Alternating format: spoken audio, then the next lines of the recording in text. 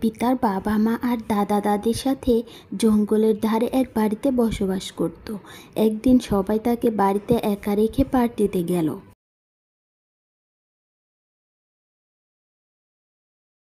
আর লিপি জানালার পাশে বসে একটি বই পড়ছিল। ঠিক তখনই লিপি একটি কান্নার শব্দ শুনতে পায়।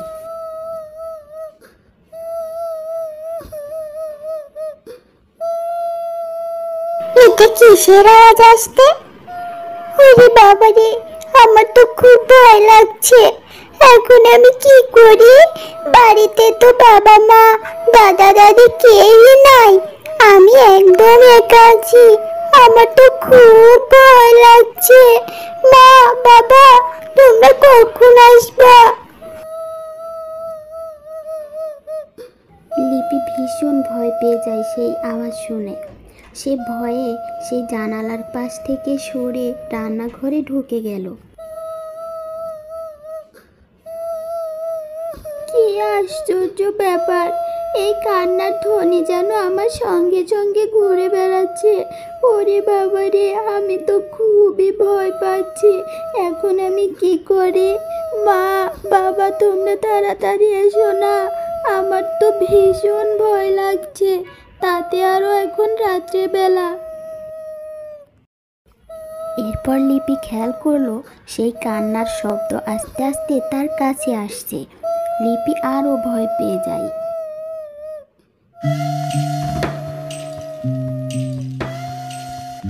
লিপি ভয়ে তো একদম কুঁকড়ে বসে আছে। সে বুঝতেই পারছে না এখন সে কি করবে। সে ভয়ে ভয়ে একটু সামনে এগিয়ে দেখতে গেল। দেখি তো ওখানে কে কান্না করছে। ওরে বাবা, আমার তো খুব ভয় করছে। দেখি কে কান্না করছে। এরপর লিপি বাইরে উঁকি মেরে দেখলো। এটা আবার কি? ওরে বাবা, কত বড় বড় নখ, দাঁত! ও বাবা, বাঁচাও আমাকে! লিপি এসব কথা বলতে বলতে ওখানেই অজ্ঞান হয়ে পড়ে যায়। এরপরে লিপির আর কিছুই মনে নেই।